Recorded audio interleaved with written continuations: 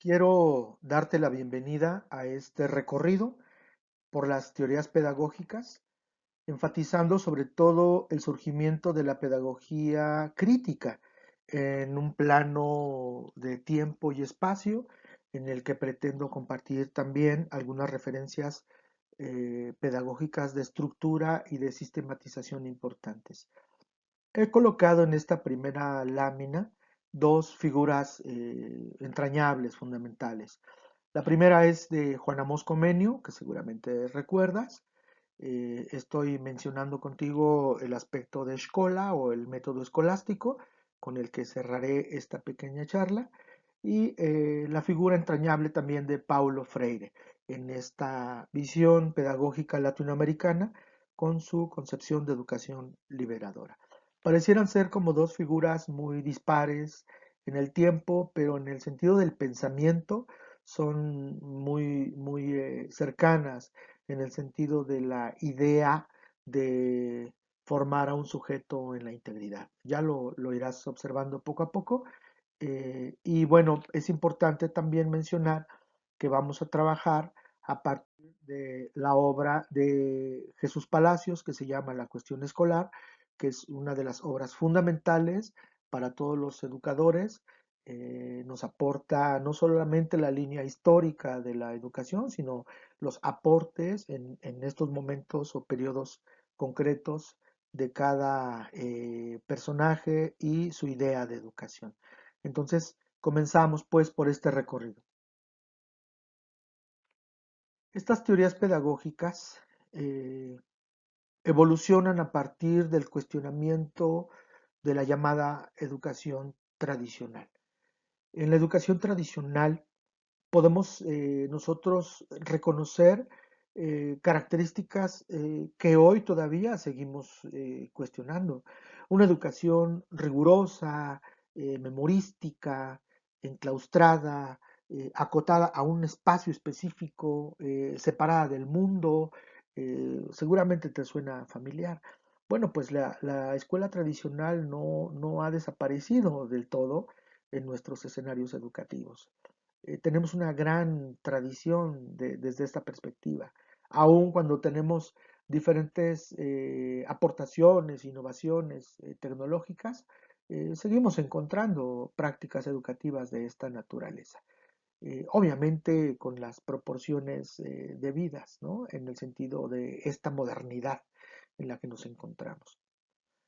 En este punto quiero enfatizar la figura de Comenio con su obra La Didáctica Magna, porque para muchos es un parteaguas la aportación de Comenio en el sentido de cómo visualiza o cuestiona ya esta educación tradicional.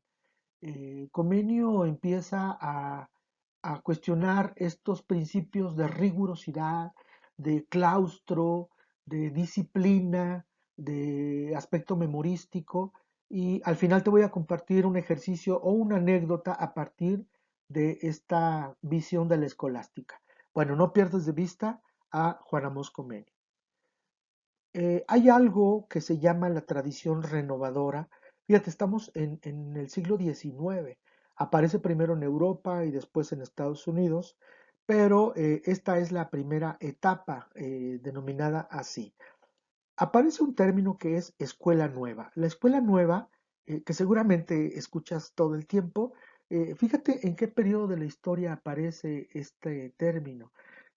Personajes como Enrique Pestalozzi o Federico Froebel, perdón, hacen aportaciones interesantes en el sentido de cuestionar, por ejemplo, cuál debería ser la actitud respecto al niño. ¿Cuál debería ser la relación maestro-alumno? ¿Qué tipo de contenido se tendría que estar enseñando? Si tú observas, estos cuestionamientos ya están situando una preocupación por entender el hecho educativo de una manera distinta, ¿no? La tradición renovadora es un periodo pedagógico fundamental. Uno de los grandes pensadores, de los naturalistas o llamados naturalistas, Juan Jacobo Rousseau, sin duda. Mucha gente lo cita, pero poca gente lo ha leído. Entonces su obra, El Emilio o de la educación, que es una experiencia fundamental en el sentido de la educación, en el vínculo, la relación humana, en este caso con un adolescente, pero obviamente siempre planteando estos principios esenciales de volver a la esencia, volver a la esencia, volver a lo natural y con ello establecer un ciclo, un inicio, una oportunidad siempre para volver a comenzar. Aparece la segunda etapa de la escuela nueva o llamada escuela nueva, y con Ferriere aparecen personajes fundamentales que en la evolución del pensamiento, la filosofía, la sociología y la educación van fortaleciendo esta concepción de escuela nueva, dándole una mayor concreción, una mayor estructura, una mayor sistematización y metodología. Aparecen personajes como John Dewey, María Montessori, fíjate, aquí ya tenemos alusión a un método específico de Crowley y el mismo Ferriere. Entonces, la escuela nueva va evolucionando en un sentido de estructura y sistematización. Una de las figuras fundamentales es Piaget en la educación. Todo mundo cita a Piaget por sus etapas de desarrollo, pero poca gente cita a Piaget en el sentido de su aporte epistemológico. Más allá de su epistemología genética, Piaget hace aportaciones en el sentido de la sensación, la percepción y la noción. La sensación como una herramienta que nos conecta con el mundo a través de los sentidos, lo sensorial, la percepción, que es esta fotografía, permítaseme el término fotografía o la imagen, que construimos del mundo a partir de esta cuestión sensorial previa, y la noción como el estadio de pensamiento más elevado donde se alcanza el proceso de abstracción superior. Entonces, sensación, percepción, noción son otros elementos fundamentales de la aportación de Piaget. Otra cuestión interesante, aquí observas el término de escuela activa, acción, movimiento. Es decir, nosotros hablamos también todo el tiempo de una pedagogía activa, pero la acción constituye una herramienta fundamental de hacer, aprender haciendo, y aquí en Piaget adquiere un sentido de participación y de construcción. Entonces el niño construye su aprendizaje, seguramente te suena a una base fundamental del pensamiento constructivista, y encontramos aquí esta referencia importante, no la pierdas de vista. Seguramente tú trabajas con el diario escolar. Eh, Celestin Freinet es un maestro francés en un pueblo en los Alpes franceses que a partir de una condición física es herido en la guerra, regresa a su pueblo, sigue trabajando en educación, pero ya no puede hablar mucho y Celestin Freinet, con esa necesidad de seguir comunicándose con sus estudiantes, habilita lo que hoy conocemos como el diario escolar o la imprenta en la escuela. A partir de los impresores de aquella época, las imprentas, los tipos, las tipografías tradicionales, él construye una herramienta, un ejercicio que tiene que ver con la imprenta en la escuela. Mucho más allá de los llamados métodos Freinet, hay una experiencia viva de comunicación y que yo resumiría en esta expresión de Freinet de darle la palabra al niño, es decir, devolverle la palabra a partir de que él construya y diga al mundo en esta relación y comunicación. Celestín Freinet, ojalá también pudieras volver a conectarte con él. Bueno, la ideología y la educación siempre han estado vinculadas en el sentido de su intención y aparece aquí, por ejemplo, ya un aspecto ideológico importante desde la perspectiva del materialismo histórico. Wallon nos aporta sobre la dialéctica y la educación, es decir, esta relación en ambas vías, en ambas direcciones, en donde el análisis forma parte fundamental de esta relación con el mundo. Hay una concepción de la llamada escuela moderna. Aquí podemos nosotros situar toda la evolución de la tecnología en la educación o la aportación de la ciencia y la tecnología en la educación con la tecnología educativa y todo lo que implica con ello el enfoque conductual, etcétera, ¿no? Entonces, vamos encontrando una visión de la escuela moderna, una visión innovadora, tecnológica, pero a la par vamos en el mundo también conociendo otras experiencias que sin tanta tecnología van aportando espacios, experiencias y vivencias significativas también. Me estoy refiriendo ahora a la experiencia del Summer Hill. El Summer Hill es una escuela sin muros. Es una propuesta de Alexander Sudernil en donde la comunidad estudiantil o la comunidad de alumnos no se rige por los preceptos de la escuela convencional, los horarios, los muros, los uniformes. El Summer Hill es una escuela en libertad. ¿No? Dice Summerhill, hay que confiar en la naturaleza del niño. Es decir, una experiencia interesantísima del Summerhill que funcionó 50 años. Fíjate muy bien, 50 años quiere decir que fue una experiencia exitosa. Y una de las expresiones que yo recupero más es que si los estudiantes no tenían esta vigilancia rigurosa de los adultos, obviamente la práctica de la relación entre ellos era la asamblea y en esta asamblea obviamente se tomaban decisiones importantes. Pero más allá de esto, creo que el Sumergil aporta o es un espacio de estudio interesante para analizar cómo es que se alcanzaba la autodisciplina, la autorregulación, el autoconocimiento, el autoaprendizaje, estos autos como habilidades sociales o socioemocionales que hoy pretendemos enfatizar en los modelos educativos actuales, ¿no? El Summerhill. Bueno, la psicología siempre ha tenido una aportación importante en el enfoque educativo y personajes como Rogers, con su enseñanza no directiva, y van incorporando aspectos que nos permiten conocer cada vez más del sujeto.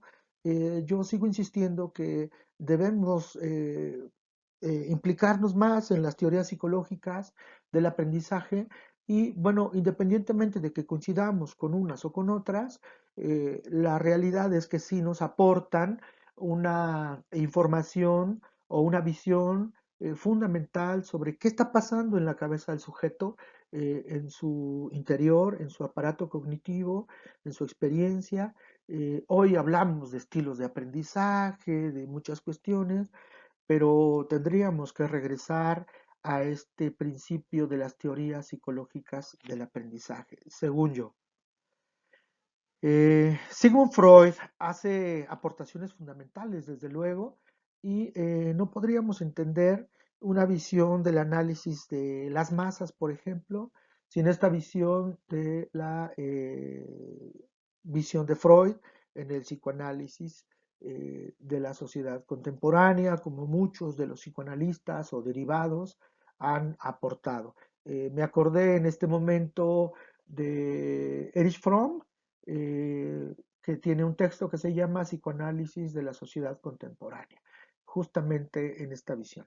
Pero bueno, entre los psicoanalistas también hay diferentes planteamientos, pero eso sería objeto de otra relación. Aparece la perspectiva sociopolítica del marxismo, es un enfoque de una pedagogía socialista netamente, ya con el principio del marxismo, y un personaje fundamental aquí que es Antón Makarenko con su poema pedagógico. Sigo insistiendo que hay obras fundamentales como la didáctica magna, como el Emilio de la educación, como el dar la palabra al niño, como epistemología genética, como el poema pedagógico, que son obras fundamentales, como el Sumergil, desde luego, para que los educadores abrevemos de esta vena, de esta raíz, no solo histórica, sino del pensamiento pedagógico. En la educación ha habido personajes que han aportado en diferentes escenarios o áreas de conocimiento. Gramsci es uno de ellos, Antonio Gramsci, que ha aportado muchísimo en la sociología de la educación. Su intelectual orgánico, el término orgánico, que hoy usamos mucho también, tiene que ver con un intelectual que también germine, que florezca, que camine, que produzca. Este intelectual vivo, fíjate, lo interesante del intelectual vivo tiene que ver con un intelectual que haga y diga y sea en congruencia con su momento histórico. Antonio Gramsci. Eh, Aparece en América Latina la experiencia pedagógica de Paulo Freire. Paulo Freire es un educador formado a la luz de la educación religiosa, sí, pero también ya en todo su trayecto personal, profesional, su experiencia política, incluso en el exilio, en su regreso, en el Ministerio de Educación. Wow, o sea, mucha gente habla de Paulo Freire, pero poca gente lo ha leído, tristemente. Entonces hay dos obras fundamentales, que es la educación como práctica de la libertad y obviamente la pedagogía del oprimido. No pierdas de vista el video que te voy a compartir en este bloque, que tiene que ver con la obra de Paulo Freire. Es muy interesante poder acercarse a su obra porque entenderíamos mucho de lo que hoy citamos desde la pedagogía de Freire, en el sentido no solo de la alfabetización, sino del sentido comunicativo en el escenario educativo. Eh, con Paulo Freire voy a compartir contigo posterior una línea de pensamiento que se llama la decolonización del aprendizaje. Esto es, eh, alejarnos un poco de la visión anglosajona, incluso desde el enfoque crítico, y voltear más hacia las experiencias latinoamericanas. Tenemos grandes experiencias, digo, Paulo Freire es una de las más renombradas, pero tenemos, por ejemplo, en México, escenarios de resistencia, justamente, de una resistencia pedagógica, de una visión alterna y distinta de la pedagogía, en donde podríamos validar y sistematizar estas experiencias para construir nuevo conocimiento desde esta visión alternativa. Illich y Reimer, con su aportación de la desescolarización de la sociedad, con una experiencia muy interesante en México, y justamente esta visión de la resistencia, que me atrevo a decir que en escenarios específicos a veces se malinterpreta una visión de la palabra crítica y la palabra resistencia con un confrontamiento, con una destrucción, con una lucha frontal en donde la violencia forma parte fundamental. En lo personal pienso que se ha sesgado un poco esa interpretación. Si tú recuerdas el término de Peter McLaren en la lectura anterior que decía ticum, el término ticum tiene que ver con sanar, con reparar, con componer. Entonces, la palabra crítico tiene que ver con sanarnos, con repararnos primero nosotros para poder transformar el mundo. Y la resistencia tendría que ser no solo el soportar, la resistencia tendría que ser el construir, el proponer. El aspecto de la resistencia cultural no tendría que ser estar aguantando, perdón por lo coloquial, eh, aquellas líneas hegemónicas o prácticas dominantes y tratar de aguantar pues hasta el último instante, ¿no? La resistencia también podría ser un acto contestatario, proactivo, concreto, situado, contextualizado, digno, democrático, pero vivo, en palabras de Gramsci. Un acto vivo, educativo, que responda a las necesidades específicas de nuestro aquí y de nuestro ahora.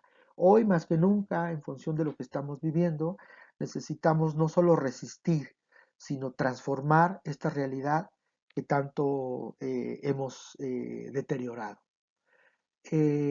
La obra de Peter McLaren es una obra situada en Estados Unidos. Sin embargo, si tú lees o estás de acuerdo conmigo, el cuestionar una educación no equitativa, una educación que discrimina, una educación que segmenta, que no es democrática, aplica perfectamente bien para todos los escenarios de México hasta esta América Latina, el sur. McLaren trabajó mucho en México, ha trabajado mucho en México, de hecho en el norte del país, fundó el Instituto McLaren para los estudios de pedagogía crítica, ha sido asesor de diferentes escenarios y grupos que trabajan en esta llamada resistencia pedagógica. Y bueno, tenemos aportaciones interesantísimas en este dueto, en esta combinación de pensamiento entre Peter McLaren y Henry Giraud, por ejemplo, ¿no? Hay fotografías entrañables por ahí que seguramente vamos a ir compartiendo junto con estos preceptos. McLaren con este aporte de la pedagogía crítica. Pero, insisto, no es una invención de McLaren. La pedagogía crítica viene desde el cuestionamiento, la crítica y el análisis que se hace a un estado de cosas, a una situación y a los resultados específicos de la educación. Entonces, el enfoque pedagógico crítico abreva desde la misma escuela de Frankfurt en el sentido de los teóricos críticos, ahora lo estás observando a la luz de los pedagogos y posteriormente vamos a ir a la didáctica crítica, que sería cómo se instrumenta, cómo se operacionaliza este principio de pensamiento crítico en el aula. Espero sean de utilidad este recorrido y no pierdas de vista las obras fundamentales pedagógicas. Continuamos. No podríamos analizar las teorías pedagógicas, incluida la teoría pedagógica crítica, sin analizar algunos aspectos fundamentales de estructura y de orden.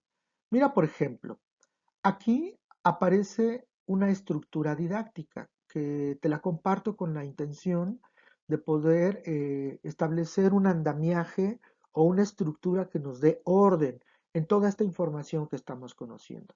Por ejemplo, si tú analizas cualquier periodo pedagógico de los anteriores, siempre va a haber un estudiante, siempre hay un estudiante, como se ha conocido a lo largo del tiempo, el párvulo, el discente, el alumno, el estudiante, etcétera, el aprendiz. Pero sabíamos muy poco del estudiante, es decir, solo le depositábamos, decía Freire, como si fuera un banco o educación bancaria o enciclopédica en la educación tradicional, le depositábamos una cantidad impresionante de conocimientos. Poco sabíamos de él. Por eso la importancia de la psicología en la educación. Las teorías psicológicas contemporáneas nos muestran cómo a lo largo también de la evolución de la misma educación y de la misma psicología, hemos tenido lecturas diferentes y conocimientos sobre qué pasa adentro del sujeto, qué pasa en su aparato cognitivo, qué pasa en su proceso cognitivo. Entonces, el estudiante es un elemento importante de la estructura y también ha evolucionado. Siempre hemos tenido un contenido, algo que enseñar, y el contenido obviamente también está situado o contextualizado al momento histórico en el que sucede el hecho educativo. Siempre hemos tenido un docente o mediador que acompaña todo este proceso de enseñanza y aprendizaje y juega un papel fundamental también a lo largo de la historia. Será interesante ver cómo estos tres elementos han evolucionado a lo largo de la historia también. El acto educativo siempre tiene una intención, entonces siempre hay un propósito. Observa con atención aquí porque este elemento del propósito ha evolucionado también a lo largo de la historia en la educación moderna, por ejemplo. Eh, Puedo citar, por ejemplo, objetivos, el término objetivos. En los años 70 yo recuerdo que analizábamos el enfoque de la tecnología educativa y teníamos objetivos conductuales. Objetivos conductuales y su redacción, el verbo que utilizaban era en futuro, ¿no? Al término de la unidad, el alumno será capaz de evoluciona el enfoque pedagógico, llegamos a la parte constructivista, Y por ahí encontramos ya objetivos, ya no redactados en futuro, sino redactados en infinitivo, incluso con una intención distinta desde el punto de vista ideológico. Entramos al enfoque basado en competencias y entonces decimos que la competencia, que es la acción a lograr, es un acto en el que los conocimientos, las habilidades y las actitudes se pueden dirigir hacia resolver problemas en un contexto determinado. Palabras más, palabras menos. Pero la competencia ya no se redactaba ni en futuro ni en infinitivo. El verbo de la competencia se redactaba en presente tercera persona. Cuando evolucionan en estos últimos años los modelos educativos, observamos hace no mucho tiempo, en el modelo que ya está saliendo en este momento, los aprendizajes esperados. Los aprendizajes esperados, de la misma forma, se redactan en presente tercera persona. Entonces, fíjate qué importante es también analizar este elemento de la estructura didáctica en el tiempo. Siempre hemos tenido medios y métodos, obviamente los métodos han ido evolucionando también a lo largo del tiempo. Esta estructura didáctica, la relación entre todos estos elementos, pues obviamente nos permite analizar con orden, en un periodo o en un precepto teórico específico, alguna relación entre estos elementos.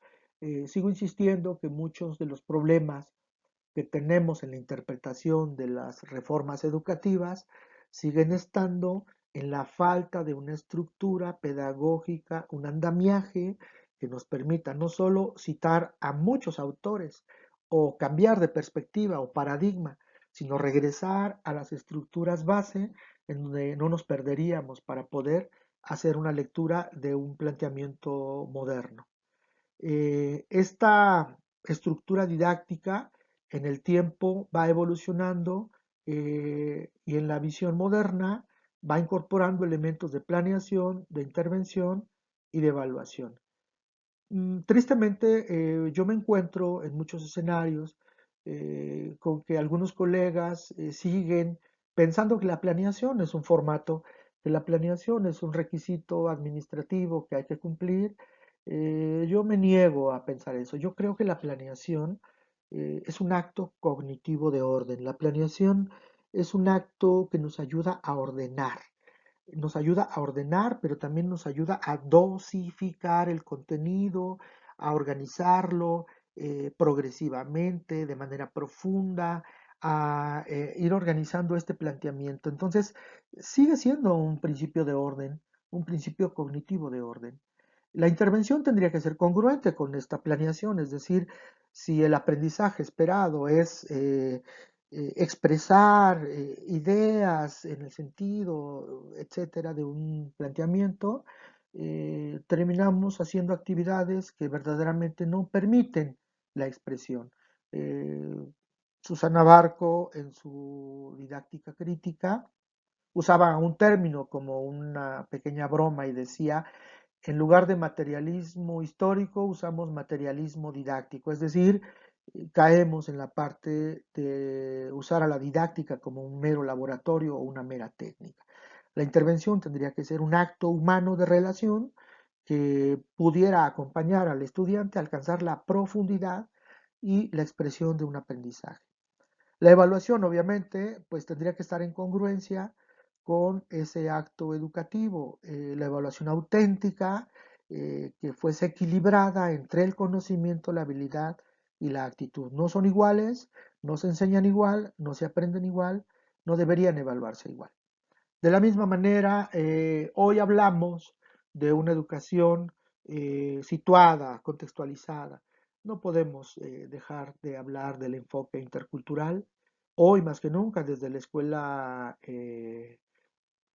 la nueva escuela mexicana, se plantea un enfoque humanista y en los escenarios de este México, con una gran carga de pueblos originarios, con una gran tradición, con una gran raíz, todavía tenemos la urgencia de plantear una educación que responda a esos entornos.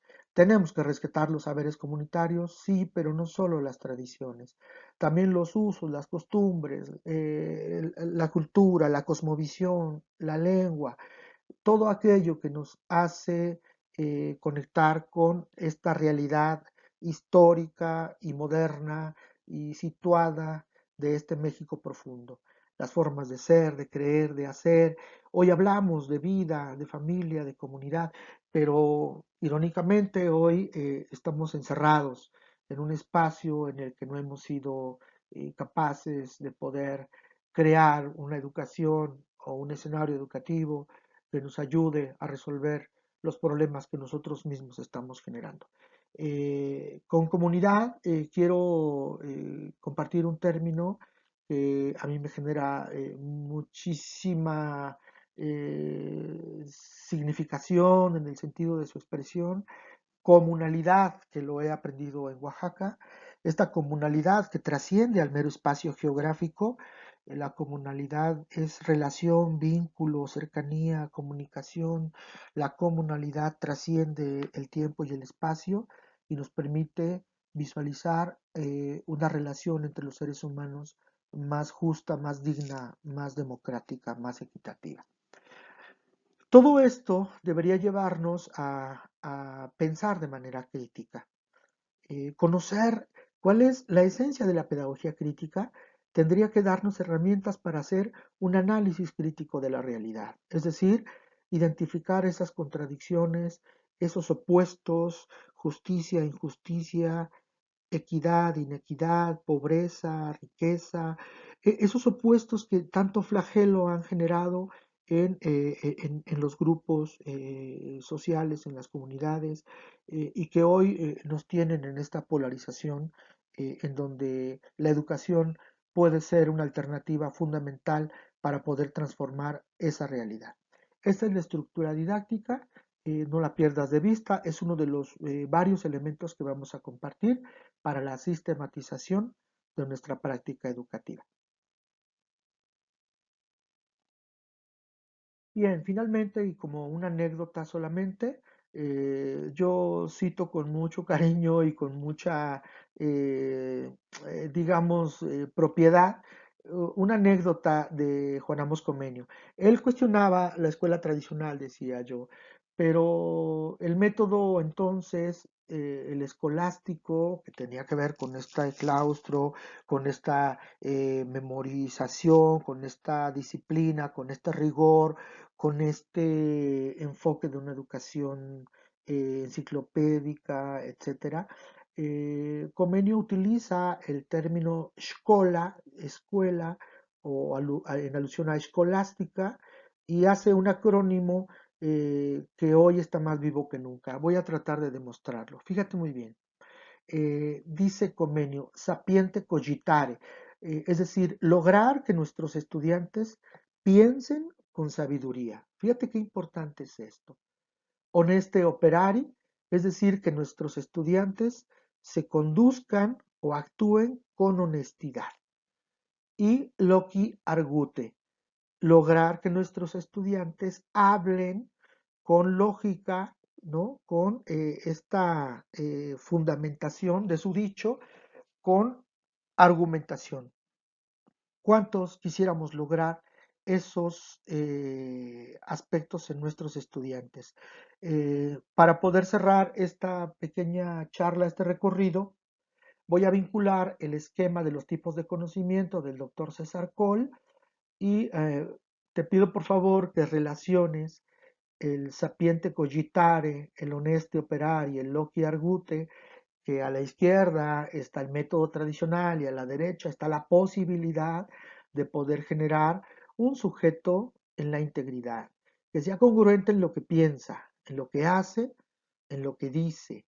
Este sujeto trasciende la historia y en esta alusión o en esta breve metáfora de la escuela del comenio, fíjate qué vigente está hoy el pensar, el hacer y el ser. Hacia allá vamos, en el sentido del ser, en los estadios de los procesos cognitivos superiores. Es ahí donde se forma el sujeto crítico, cuando logramos que este sujeto no solo reproduzca de manera memorística lo que ha aprendido, no solo ejecute tareas mecánicas sin saber lo que está haciendo, sino sea un sujeto de transformación, sea un sujeto que atienda esta realidad a partir de su análisis crítico, alcanzando un nivel cognitivo superior, y yo le llamo un nivel de conciencia superior, Szkola.